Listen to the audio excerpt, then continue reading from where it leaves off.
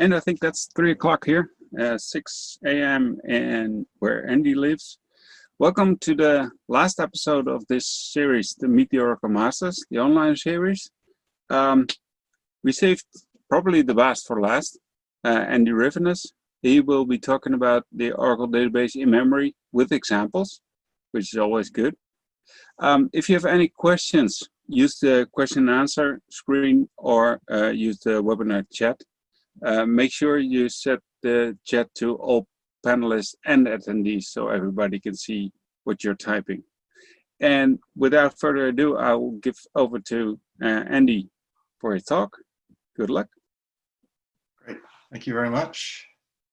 So let's go ahead and share our screen.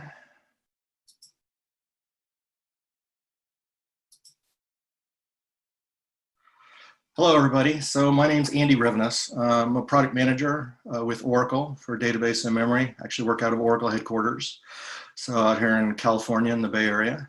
And today we're going to talk about database and memory, and I wanted to show you some examples to go along with it, so hopefully it'll make more sense. We've had some pretty neat announcements recently, so we'll kind of cover that as well. And my email address is there, so if you have questions afterwards that you think of that you need, want to fire me an email, I'm more than happy to do that. You can follow me on Twitter. And then I'll probably mention several times our blog. So, whoops. So that blog, we do but not only technical information, but I'll have a couple slides at the very end that highlight some areas that you might find interesting to take a look at for more information. So with that, we have our safe harbor statement. We'll get started. So why use database and memory? And so that's one of the, everybody kind of hears in memory and they think everything's going to be faster, but actually database and memory is focused on analytics and improving your reporting performance. So anywhere you have reporting or analytic queries, database and memory can typically speed that up. I usually tell folks that I'm disappointed if we don't get at least a 10x performance improvement. And so I have that there, but we have a couple customers, and I'm gonna go through a couple of slides just on why you might consider using database and memory. One of the things I'll say is it's not going to speed up OLTP, and we'll kind of look at why per se. Now, it could speed up OLTP in the sense that it can reduce some other overheads, but basically it's focused on analytic reporting. So whether you have that in a data warehouse, whether you have BI type tools, analytic reporting. The other really what I think's a cool part about that is that something we call real-time analytics, or the ability to run database and memory right on the source data. So rather than having to necessarily extract your data to a different system, maybe a decision support system, maybe you have to wait till it gets extracted over to the data warehouse to run your analytic reporting, you can actually run it right on the source data. Since it was a pure in-memory format, and we'll talk a little bit about that, since it's CPU, we're not going to impact the system with I/O. So as long as you have capacity overhead or capacity for CPU overhead, or the additional CPU for analytic reporting, which in general will be less than what the analytic reporting requires without database and memory, you can realistically run that data right on the Oracle, on the source data, if you will. So we have actually, and I'm not going to go into much details because we don't have a ton of time today, but we do have on our YouTube channel, again, I'll make some mentions to other information that's available, which you can get through the blog and our resources page. But our YouTube channel, we have a study we did that actually shows a very large OLTP system, actually a mixed workload system running OLTP and analytics that we did with the real world performance team. So that's worth maybe checking out if you're interested in that. But the big thing with real-time analytics is not having them to wait until that data is ETL'd or transferred to a different system, being able to run and ask questions in real time, analytic type questions where you're actually scanning a lot of data using aggregation and to look at that information, to try to leverage that information for some business advantage. So real-time analytics, so reporting, real-time analytics, and then typically reduced overhead. And this is kind of where I alluded to the fact that very often with database and memory, you can reduce your overall workload capacity requirements, because very often you can reduce the need for indexing of analytical reporting data, because database and memory doesn't use indexes to run. So we'll talk a little bit about how that works. But and I think at the very beginning when we introduced database and memory, there was talk about dropping all of your indexes. I want to caution you that that's actually not what we're talking about. We're talking about being able to reduce the need for analytic reporting indexes, which you possibly needed in the traditional row store in your Oracle databases to get your analytic reporting to run efficiently. And so since database and memory doesn't use those indexes do, OLTP has to keep those indexes maintained. There is overhead for that. They require space, they generate undo and redo. So there's a considerable amount of overhead of having lots of analytic reporting indexes on your mixed workload systems. And so reducing those can actually significantly reduce your overhead. Not only Walgreens, we have several other customers that have taken advantage of that. And on our oracle.com website, we have some customer stories that you could take a look at. So that's kind of the lead into why database and memory makes sense. And so let's talk a little bit about what it is. So traditionally, Oracle and transaction processing systems have been row-based. Columnar formatted data tends to be very good for analytics, but it doesn't work well with transaction processing. The idea that a row is stored together with the column attributes makes for very fast OLTP, but having to look through all of that data for analytics, maybe you had to have a lot of indexes, can be much slower than columnar formatted data. And both row-based databases and columnar formatted databases have been around for a very long time, but until now, we haven't had the ability to have both of them simultaneously and transactionally consistent in a single database or instance, if you will. And so now with database and memory, that was really the kind of the breakthrough, was this ability to have, all of the data is always in the row store. We haven't changed Oracle database, but what we've done is we've added the ability to then pick and choose tables that you can then populate in addition to being in the row format, in columnar format, in a pure in-memory format. And so that allows us to scan that data very fast, to run analytics, and still preserve transaction processing. None of the transaction architecture for Oracle database has changed. So now we can keep that simultaneously and transactionally consistent. You always get a read consistent view of your data. But based on the cost-based optimizer parsing your query, it's entirely possible that you can access that data in columnar format much faster than in the row format. And that's a cost-based decision.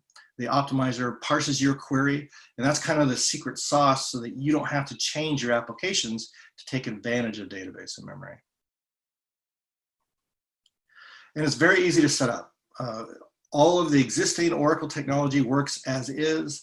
All you have to do is set a parameter called in-memory_size. It's an initialization parameter. We allocate data out of the SGA. You enable tables, partitions, subpartitions, or materialized views to be in memory, and then we populate those objects in the background with background processes to reformat that data in a pure in-memory columnar format. And we'll take a look at We'll take a look at that in a little bit, showing you some examples of how that works. And then later, possibly dropping analytic reporting indexes to reduce your overall capacity requirements to speed up OLTP. Because now DML transactions don't have to maintain additional analytic reporting indexes, and so that can reduce your workload considerably. So where is database and memory available? So database and memory is available starting in 12.102 and above. So 12.2, 18C, 19C, the 20.3 pre-release that's currently out is the latest version.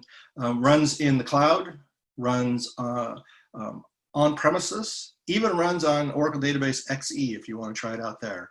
And I will talk about something we've added in both 20.3 and 19C now called the base level feature. And so I'll tease you with that, and we'll talk a little bit about that and where that fits into all of this. But the bottom line is, anywhere Oracle Database runs, Enterprise Edition, because database in memory is an option. So that means it runs with database in memory. It is, or it's an Oracle Database Enterprise Edition. It is a cost feature, an option you pay for, very similar to advanced compression or multi-tenant or rack. And so, but it will run basically anywhere Oracle Database runs, which is very nice. So we don't require Exadata.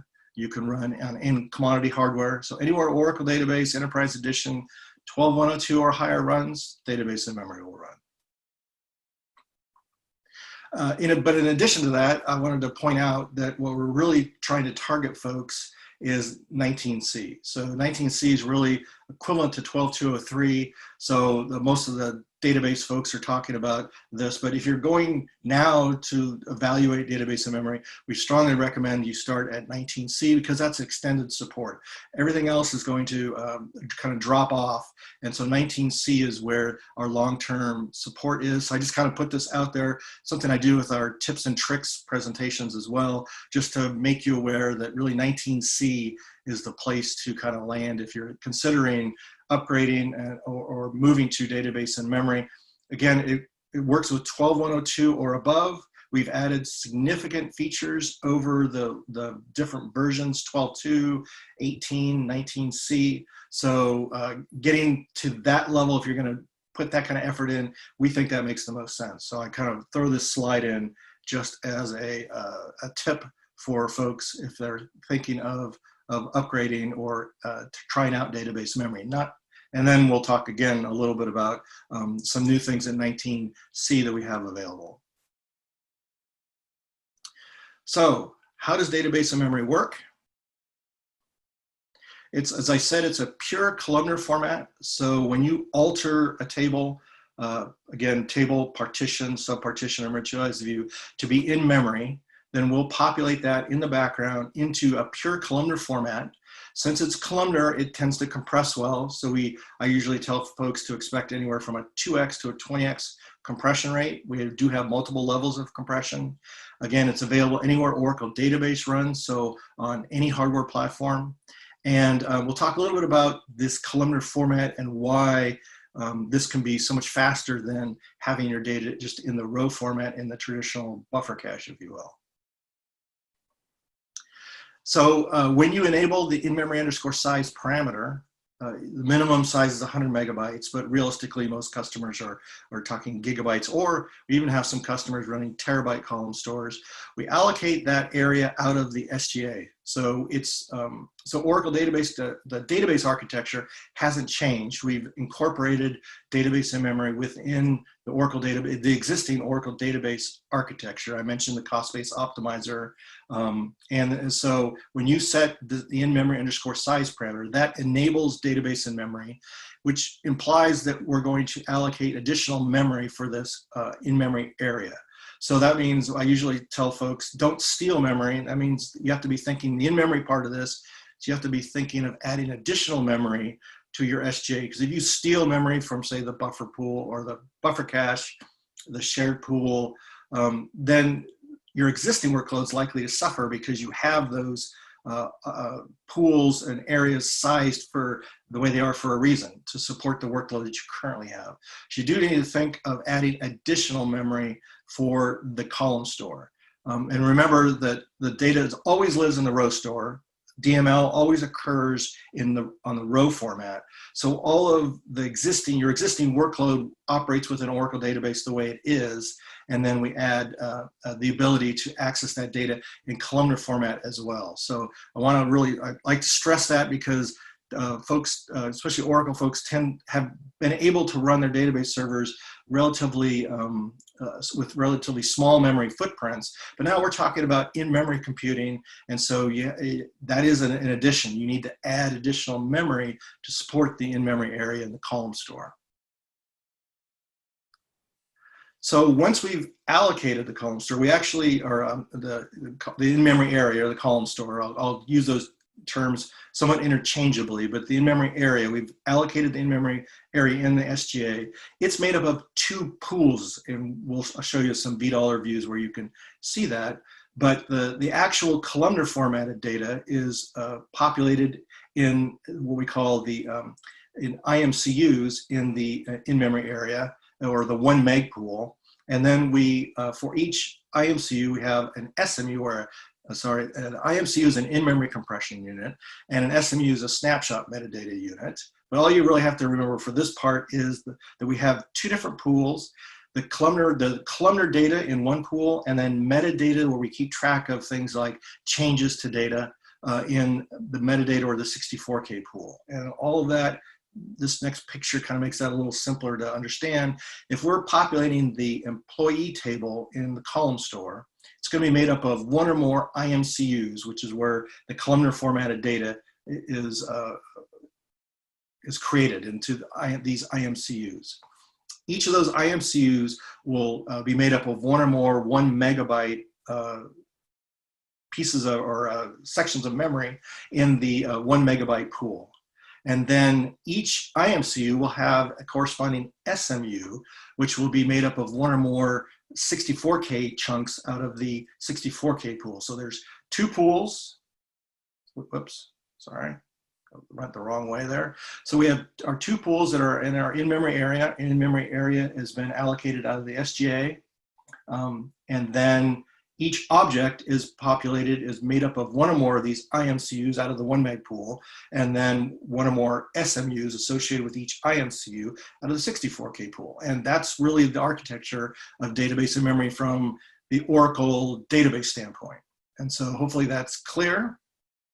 We will talk a little bit about that some more. And then once you've altered those tables to be in memory, in this picture here is showing a top session, but what you'll see is one or more background processes, these W processes, that will then populate that data into the column store. So a couple of things real quick. Database, the data, once it's populated in the column store, the column store is not a cache, it's a store.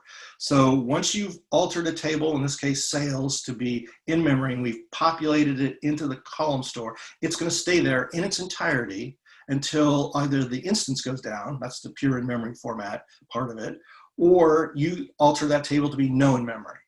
And so it's so there's not going to be any caching. We just had an Ask Tom session where one of the folks asked about, is it first in, first out, last in, first out? Well, it's actually all in, and it stays there. So we populate that. And the reason for that is so that we can scan that data very fast. We don't want to have to wait on IO. We're not going to do any IO. It's basically CPU and memory access. And so that's what gives us that incredible speed up in the ability to do our analytic processing of the data in the column store. There are some other things we'll talk about that we do as well. I do have on here priority. So there is the ability to specify a priority. That just says that for objects at the critical, high, medium, low, in that order, those objects will be populated first at, say, instance startup, or when those objects have been enabled.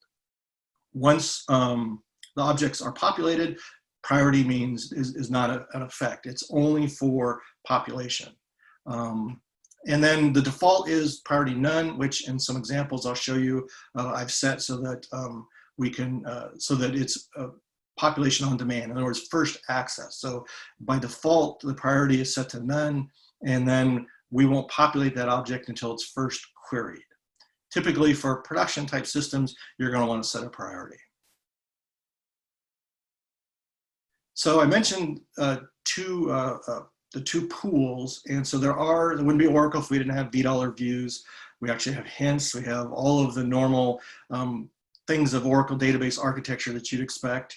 And so we have a $V in-memory area where you can actually see how much of the in-memory size has been allocated and populated in the column store in the SGA. So by querying $V in-memory area, you see two different pools. Again, the 1 megabyte pool that has our IMCUs, and then the 64K pool, which has the metadata in it. And you can see how much has been allocated to each pool and then how much is used in each pool. So that gives you the overall view of the column store. No, you can't change the allocations of the 64K and 1 meg pool. Those are all done under the covers.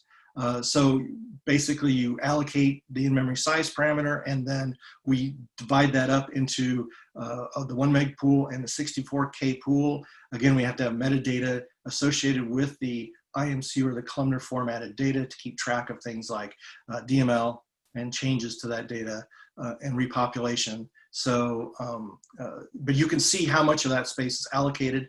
And then in addition to that, there's another view, $IM segments, which then will show you information about each of the objects that are populated in the column store. So you get the overall view, and then you get an individual object level view of the data populated in the column store. And that's pretty much how that works. And so let's flip over and take a look at some examples.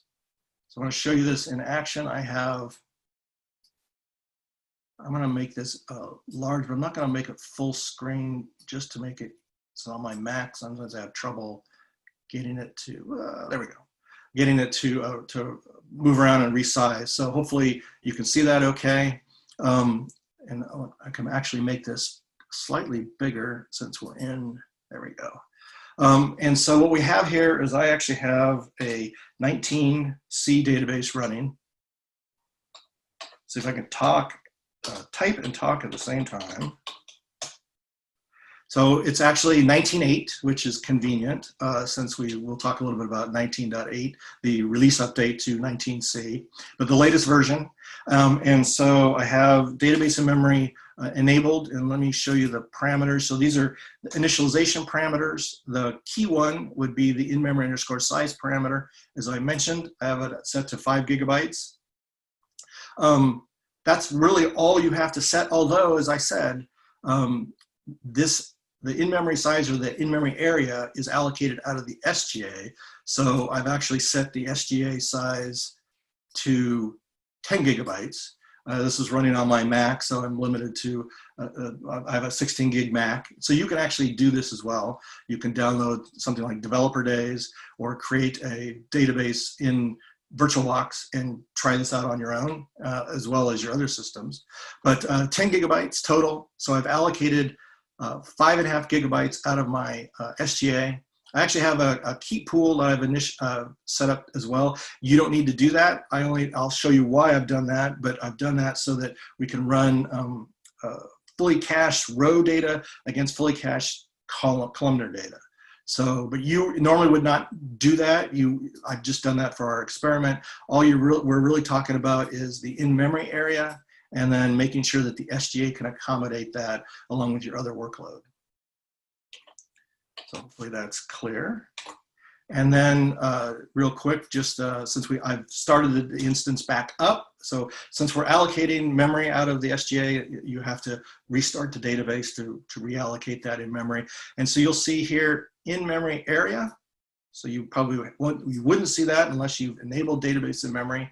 But again, it's all integrated into Oracle database. So it's all part of all of the existing procedures that you would normally use to maintain or manage Oracle database.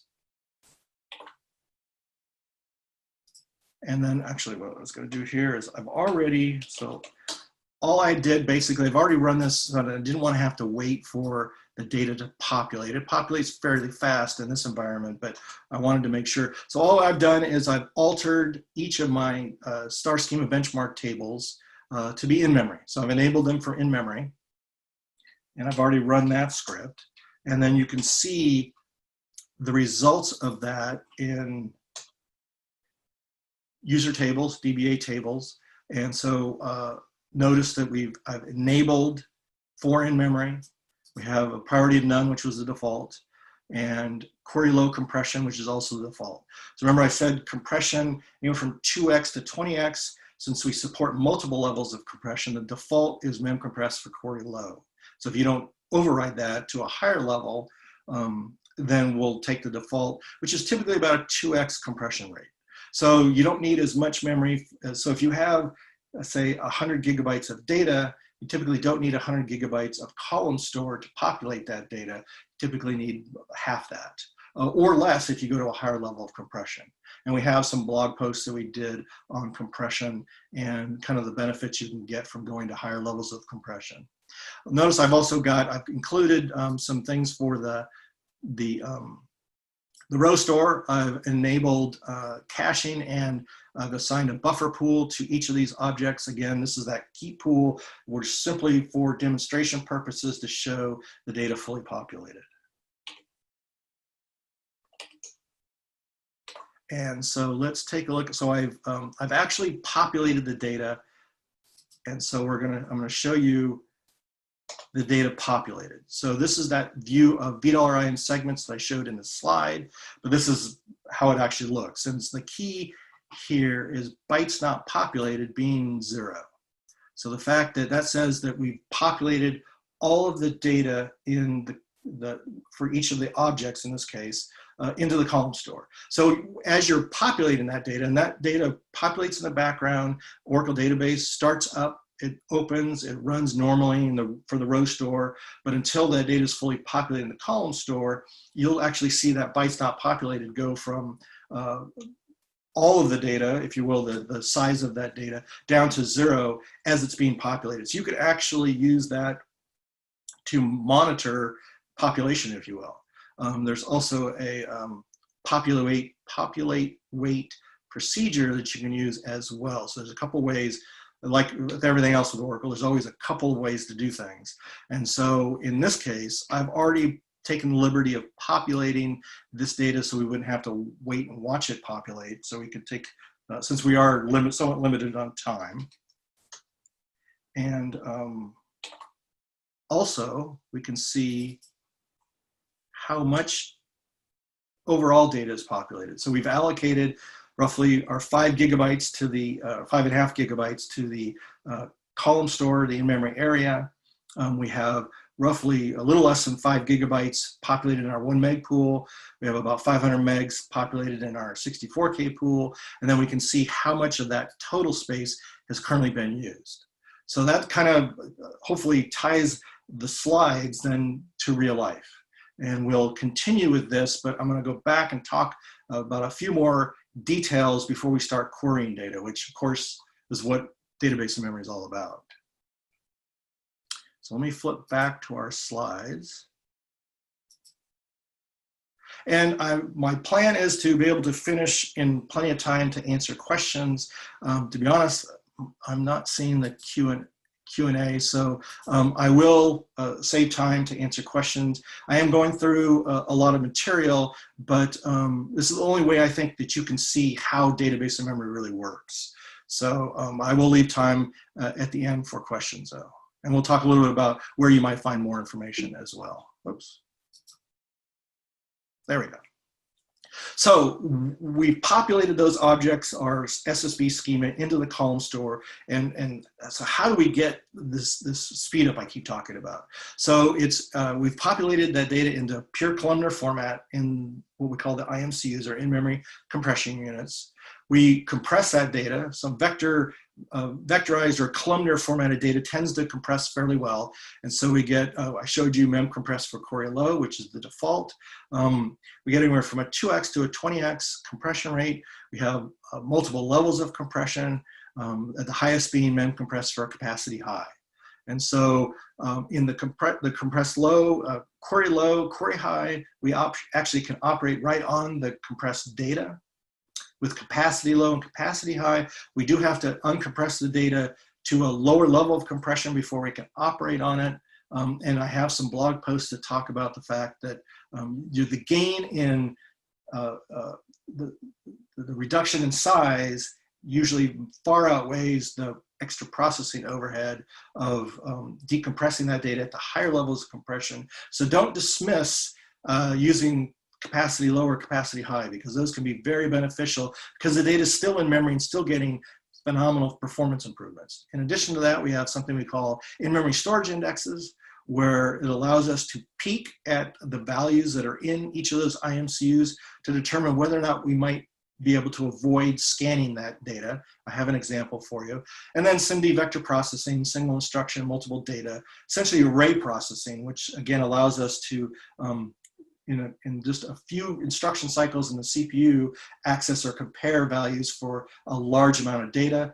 Typically gets us from being able to scan millions of rows per second per core in the row store to being able to scan billions of rows per second per core in the column store. Again, I kind of mentioned at the beginning that I'm disappointed if we don't get at least a 10x performance improvement. And so that's how we're headed into that 10x or better range for scan performance. In addition to that, though, the optimizer's been enhanced, and you won't necessarily see, actually a lot of this you won't see unless you have in-memory enabled. So in the scanning of data, we only have to look at the columns we're interested in. We don't have to scan all of the row data, if you will, because it's columnar data. So we can scan just the columns that are part of the query. That's a significant speed up. And we can push aggregations, typically function-based aggregations like mins, maxes, sums, and filter predicates right into the scan of the data. So here's the part where I typically tell folks that the fastest in-memory query is one where all of the processing occurs during the scan of the data. So the idea is that rather than having to process, do the join, do a scan, do the filtering after we've accessed the data, we can do it during the access or while we're accessing that data during the table access in-memory full. And I'll show you that in a few examples in just a few minutes.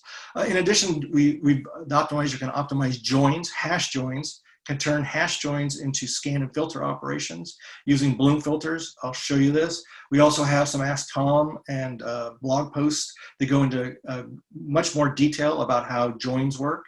And then lastly, something we call in-memory aggregation or vector group by. So traditionally, Oracle database has had sort group bys, and then in 11, we enabled hash group bys.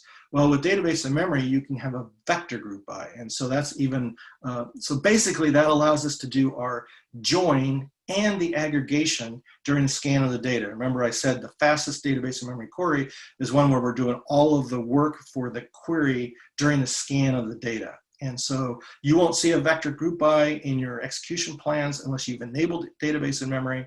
But once you do, we open up the optimizer, it opens up a whole new set of optimizations for query performance. And so that's another way that we are able to leverage the speed of database and memory to get even faster performance for your analytic queries. So I went through all that pretty quickly. Actually, there is a separate white paper dedicated to just in-memory aggregation and how that works. So if you're interested in that, but let's go take a look at it in action. So we're going to flip back to my VirtualBox, and let's take a look at some queries. I think we're doing pretty good on time. I haven't gone off on a tangent yet. So let's just take a look at a standard query. It's a very simple query. Select the max total order price out of the line order table, and ran really fast. Why? Check it out. Table access in memory full of the line order table. So we have roughly 60 million rows in our line order table. Looked at it very quickly. We can see that in our execution plan, and it would be Oracle if we didn't have, so we changed the execution plan to denote the use of database and memory. We also have additional statistics. So if you want to dive down into the deep dive into how the query is running, you can see all of this and all of the work that we've done, and divided between, is it row-based work or is it columnar-based work? And you'll notice we have these IM statistics here that show us that we've scanned roughly 59 million rows. Notice that it says IM scan CUs mem compress for query load. We'll revisit this in a second, but what that means is we've populated our line order table in the column store, and it's made up of 111 IMCUs at mem compress for query load. So keep that in mind, and then let's take a look at a corresponding query, the same query, in the buffer cache. We'll cross our fingers that all of this works. So my VirtualBox has been a little flaky on my Mac. Apparently there's a bug, and so hopefully it will stay up for the presentation. And notice the hint, no in memory. So all I've done is I'm running this exact same query, but I've told the optimizer, don't use the column store. So we're going to do this in the row store. And it runs in quite a bit longer, 10 seconds versus less than a second. And now we have a table access full. So we're not using in memory. So we're just doing a traditional full table scan of the line order table. And our statistics represent this. Notice, though, that no physical I/O. And just so you don't think I'm lying to you, in our statistics that I just printed off, I am looking for specific in-memory statistics, and I am looking for physical reads, so there just aren't any. So we've, and the reason for that is that keep pool. I've populated all these objects, the line order table and the other dimension tables for the SSV schema, and we've cached them in the keep pool so that we're not going to do any physical I/O even in the row store. So that's usually what I have is a slide that says, well, why don't I just cache all of my table data in the row store? Wouldn't that be just as fast as database in memory, because it would still be memory? And the answer is no, because the columnar format and some of the other enhancements that we've made to database in memory, things like SIMD vector processing, the compression, allow us to exit or to scan that data orders of magnitude faster. So 10.24 versus 0.04 of a second. Very much, huge difference in scan performance. And I don't want to get off track here, but I do want to show you. So you might say, well, what about OLTP? What if I just index the data? Would it be just as fast? And so let's take a look at two more queries. I have what I call index comparison.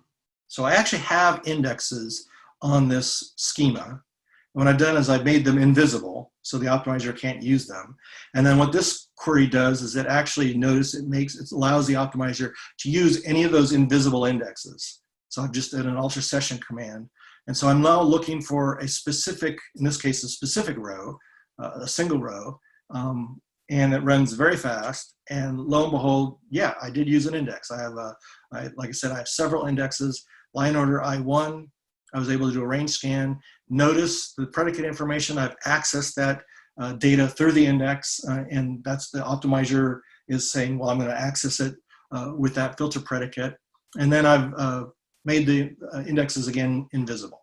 So yes, indexing, and actually this is a good thing because this allows OLTP access to still make use of indexes when you're only looking for one or fewer rows. But that's not the whole story. So let's take a look at running that same query again. This time, I didn't make those indexes visible, so the optimizer can't use them. We see a table access in memory full. So, okay, well, now I got to scan the entire column for that object. But notice here that as a part of the filter predicate or the predicate information, we have in memory. So that means that the optimizer knows that it can push our filter predicate, our where clause here, right? Sorry, right here, into the scan, and we can take a look at what happened. So in the statistics, notice again, we highlighted this previously, 111 IMCUs, but notice this next line, IM scan CUs pruned. What that means is that database in memory or Oracle database during the run of the query was able to say, you know what, I'm only looking for one row. That row is going to live in only one IMCU. So I only actually have to scan or go through one IMCU to get to that data. And so it pruned the other 110 IMCUs based on the header of the IMCU and saved a whole bunch of work. So we were able to run effectively as fast as an index against that data. And so my point of showing you this isn't that we're always going to be as fast as index data. That's probably not going to be the case, but we do have enhancements in database in memory, and in this case, in-memory storage indexes and the ability to format this data in columnar format that can allow some of our queries to run just as fast as if we had an index, because it effectively acts somewhat like an index, but you don't maintain or have to have a separate structure to do that. So it's kind of what I think is a kind of a cool way to show the power of database in memory and what's going on under the covers. The other takeaway is that we are pushing predicates and actually aggregations as well into the scan of the data, or in this case, the line order table. So hopefully that's clear. I wanted to show you just a couple more queries. I think we're doing pretty good for time, and then we'll wrap things up with, there's some other kind of cool information about database and memory, and then we'll take some questions. So so scans, great, but realistically, most of your queries are much more complicated than a single table scan. So let's take a look at a join, a very simple join, literally just line order in the date table, the date dimension table, sorry. We have some filter predicates. So the execution plan now changes a little bit. So we have our hash join in this case. The optimizer's chosen a hash join. But notice the Bloom filter. We've created a Bloom filter, and we're using that Bloom filter to access the data, or create the join against the line order table. So we've scanned the date dimension table. We've created a Bloom filter because we have filter predicates, and you can see that information in our predicate information. Notice here, this is a Bloom filter function, and Bloom filters aren't new, but the way that database memory can use them is somewhat unique in the sense that we're able now to change a hash join into a scan and filter operation. And what that means, you don't have to know all that, other than you might be curious if you see an execution plan and you see that, is that it's much faster than if we have to do a traditional hash join. And then the other thing I wanted to show you, since I mentioned it, and so kind of our third, make sure I've got all of the queries that I wanted to show you. Yep. And the other big one, which I think is really one of the coolest things about database and memory, is the ability to take a much more complicated query, one where we're looking for, based on year and nation, we're looking for the total profit of our data in our line order table. And so we've got a five-way join, all of our tables, our dimension table and our fact table. We have our join criteria, and then we have some filter criteria.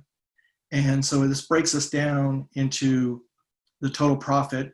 Maybe it's not formatted perfectly, but I think it gets the point across, and runs relatively fast. And the cool part of this is that as we scan our dimension tables, we build something we call a key vector, and then we apply those key vectors, very similar to what we're doing with the Bloom filters, with something we call a vector group by. And you won't see this vector group by unless in-memory is enabled. Now, you can actually run, once database in-memory is enabled, even if not all of the data is populated in the column store, you can still take advantage of these query or access paths. And we can join data between data that's populated in the column store and data that isn't. So if not all of your data fits for your schema, it doesn't mean it's not going to run in memory if say, a couple of the tables are in the column, in the row store, and a couple of the tables are in the column store. In addition to that, we can also leverage Exadata. So if some of that data is non-populated in DRAM in the column store, but it still is on Exadata, we can even do smart scans combined with table access in memory full. So everything kind of works together with Oracle database, which is what we've basically done all along through the history of Oracle database. But bottom line here is we were able to scan each of our dimension tables. We created a key vector for the join part. And then as we scanned our line order table, applying those key vectors to do the joins, we then are able to do the aggregation, or the group by aggregation, during that scan, so that by the time the query is finished, we've not only joined that data, but we've aggregated it and can return the result. Again, being able to do all of the processing for a query during the scan and filtering of the data itself. I think that's really cool. And we tell you about that in the predicate information, what we've done with the key vectors and where they are, or what objects or attributes, are make up those key vectors, and the filter predicates, and we're pushing filter predicates into the scan. So all of this work that's being done, we're letting you know how it works within the execution plan. And we even tell you in the notes section that vector transformation was used. So you know, well, obviously you would know if you looked at here, but just so that it validates that the optimizer used vector transformation to run that query. And I'm in the interest of time, I'm not going to run the buffer query, but it runs in tens of seconds. So it runs quite a bit slower. And you can even run the row-based or buffer-based query with vector group by, if you've enabled database in memory. But again, it will also be significantly slower than with database in memory enabled. But in the interest of time, so I would like to cover a few more things. Before we open it up for questions, I'm going to move on. So how do you know whether you got benefit from database in memory other than looking at the execution plan and looking at how much faster it ran, obviously. So time, number one. And what I kind of say is, so how do you know what queries might take advantage of database in memory? So if basically looking at the execution time of a query, running a SQL Monitor active report, which we'll talk about in a second, if a majority of your time for, and when I say by significant amount of rows, if you're looking for 1 or 2 rows, then an index access is probably going to be the fastest way to access it. Although it's possible that with the storage indexes, in-memory storage indexes, you still might get a faster performance from an in-memory query. But in general, small number of rows, index access, large number of rows, think analytic queries, column store access. So if your queries are spending a majority of the amount of the time of their time in the query plan accessing data, joining data, or aggregating data, database in memory is probably going to benefit your queries. That's kind of the rough. We have something called the in-memory advisor. There's other ways to do that. And so what I really wanted to show you is one of the cool things about SQL Monitor active reports is that we differentiate normal CPU time from database and memory CPU time. So I have a little highlight here. If you take a look at a SQL Monitor active report and highlight over on the activity bar, if we've used database in memory, we'll actually tell you CPU in memory as opposed to normal CPU time. So you can actually use SQL Monitor active reports to evaluate and determine the benefit that database in memory is providing to your queries. And that's kind of what I wanted to point that out, because I think that's key into knowing how much better the queries, other than just wall clock time, which is obviously probably the most important thing. How much memory do you need? You need as much memory as you can, so for the objects you're going to populate in the column store that can take advantage of analytic processing based on compression, that's how much memory you need. So it depends on your objects. So how do you figure that out? One thing is the in-memory advisor. So you can download the in-memory advisor, it uses AWR and hash data. So you do have to have the tuning pack licensed, but you can use that to determine on your database, on your workload, basically how much benefit might I see from database in memory and what objects, and kind of a rough guesstimate on how much size I would need. You'll have to actually try it out to know for sure, but this is a pretty good first cut at determining can I benefit from database in memory, and what objects should I populate or target. And you can download this off of OTN. You don't have to have database in memory enabled to use it. Again, it uses AWR and hash data. There are some white papers associated with it. So there's a lot of information available, and we've done a couple sessions, Ask Tom sessions, again, a common theme here, that talk about the in-memory advisor, and we've actually run it and show you how it works. In addition to that, how much, if I populate an object, how much space is it going to require? What happens if I want to go to a higher level of compression? We have something called the compression advisor, which you can use and run against that object, and will give you a very accurate picture of how much space, based on the compression level you choose, default being query low, that object will take in the column store. Base level feature. So we've done several blog posts, and I think this is a really cool thing. We just did an Ask Tom session last week. We've posted the session. I think Stephen got it up there yesterday. So the bottom line is that now with the base level feature in 19.8, the RU, and 20.3, you can use a database in memory if you set the base level feature, the in-memory force parameter, and you can use up to 16 gigabytes of in-memory column store without having to license the database in-memory option. I think this is a really cool ability for you to try out database in memory. That's about all I'm going to say about it, other than I'll point you to our blog and our Ask Tom office hours sessions that we've done for all the details on how to use and take advantage of the base level feature so you can try out database in memory without having to license it first. And I have in here a second slide just to highlight the fact that you set in-memory underscore force, which is another initialization parameter, to base level. You can set in-memory size to up to 16 gigabytes. Notice our little in-memory area now is limited to 16 gigs. And the feature tracking, so you won't get in trouble with having someone think that you need to license the option, that you're using the base level feature. And so this is something that I think is very exciting, and we've talked quite a bit about. And so again, I would point you to our other information on the blog and our Ask Tom sessions. And lastly, does database in memory work with other features? Works with Exadata. We can extend the column store into Flash. Exadata has got lots of great performance potential, and database in memory makes it even better. In addition to rack and scale out, we can scale up to as large as a memory footprint as you can have on your database server. We support multi-tenant.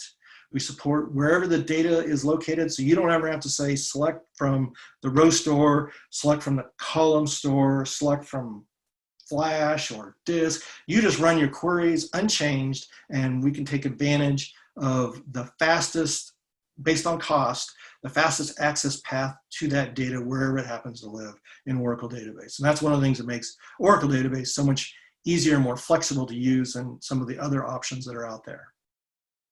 Works with Golden Gate, Rack, ASM, like all of the Oracle database features. And where can you get more information? Well, I mentioned our blog. So there's the URL. You can either just Google for the database in memory blog. I have a picture here. You go up to menu and hit the, it'll pull down and DBIM resources, or just go directly to this URL. All of the information, not all of it, but a lot of our information about database in memory, our Ask Tom, our videos, white papers, example scripts, GitHub, SSB schema if you don't want to generate it yourself, just want to export and import the data. All sorts of information about database memory is available on this resource page. I kind of call it our portal into database in memory. And then lastly, and I'll make these slides available.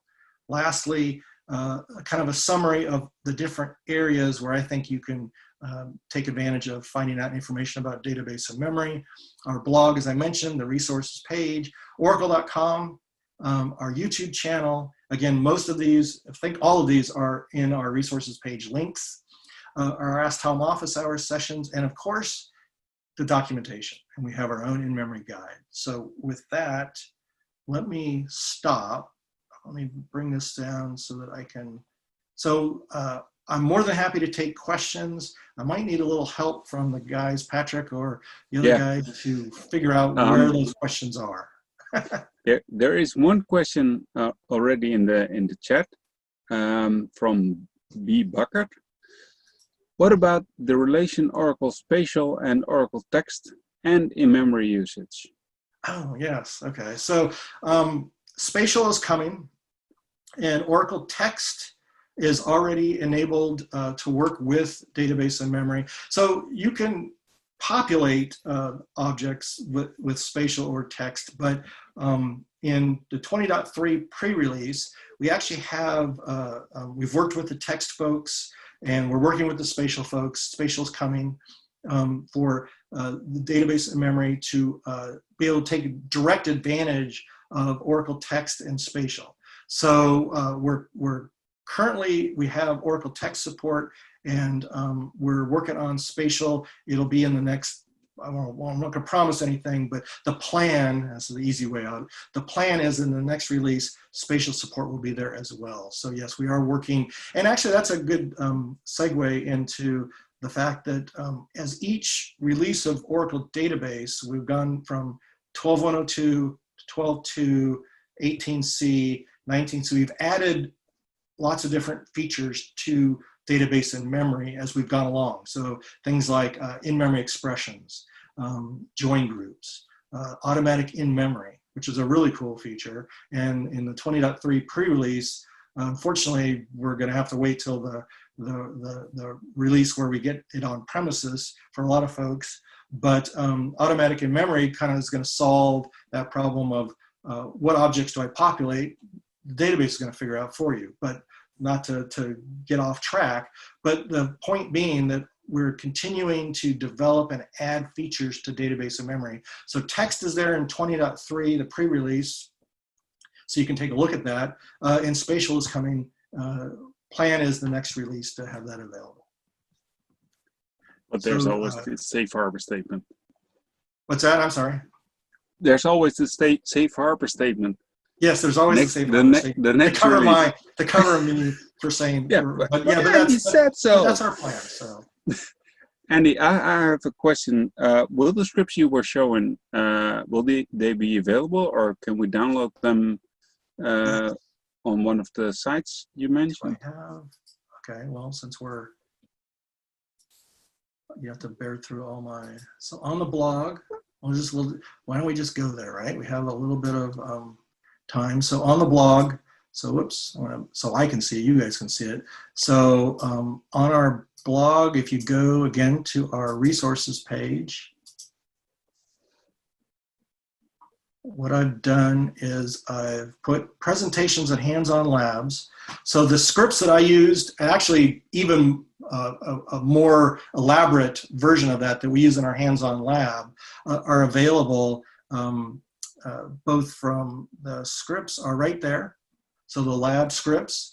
You can actually see, I've done a couple of things. I've got the hands-on lab guide, which is like a 60-page Word document, which you may or may not want to go through. I think I've made it a PDF, but you can see all of the scripts run in our example that we use in our hands-on labs. In addition, when I was in Israel, I did a by example presentation, and all of that's available. So you can either take a look at how it runs in my environments, or you can download those scripts.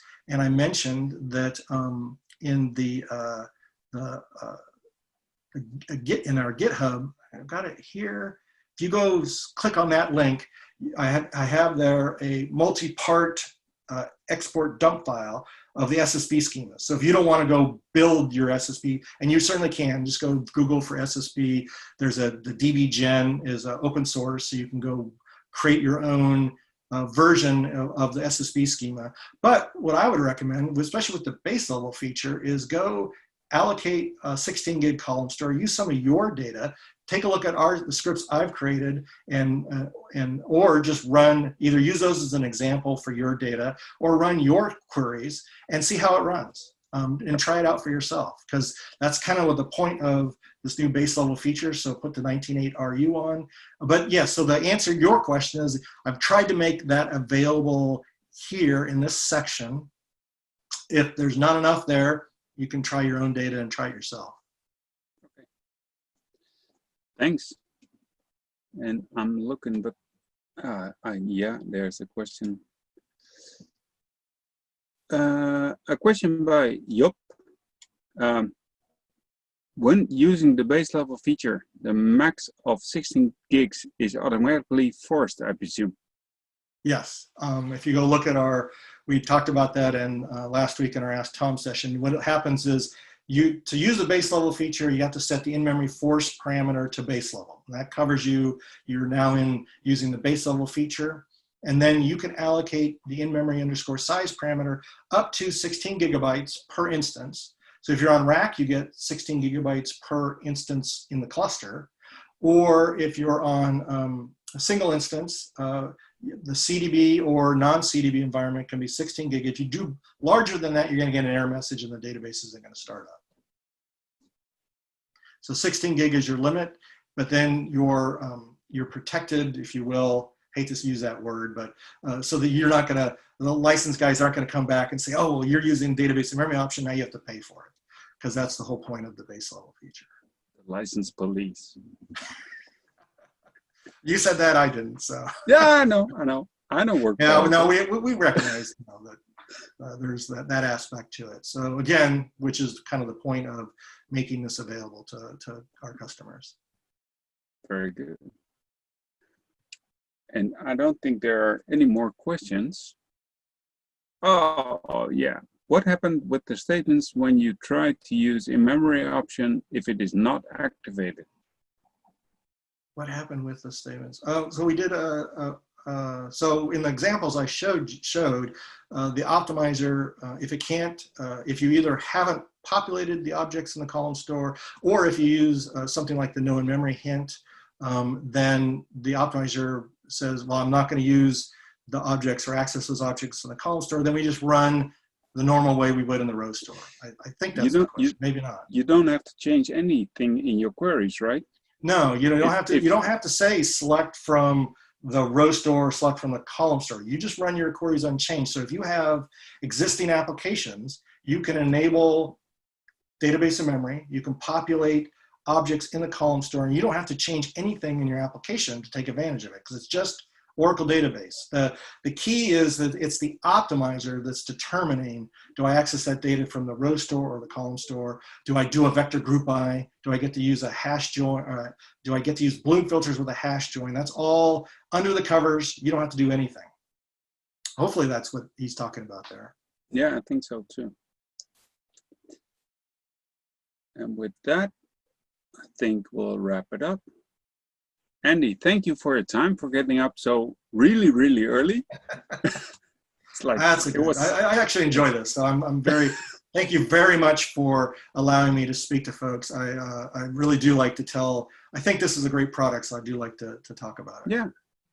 Well, we are thinking about extending this series under a different name. We're working on that, so maybe we'll invite you again for another session. Maybe we can deep dive into a particular aspect, since that's kind of the broad thing. Maybe we can make it well, here's how, say, a vector group by actually works or something. Yeah. So we've done that before, so that might be fun. Might be a good thing.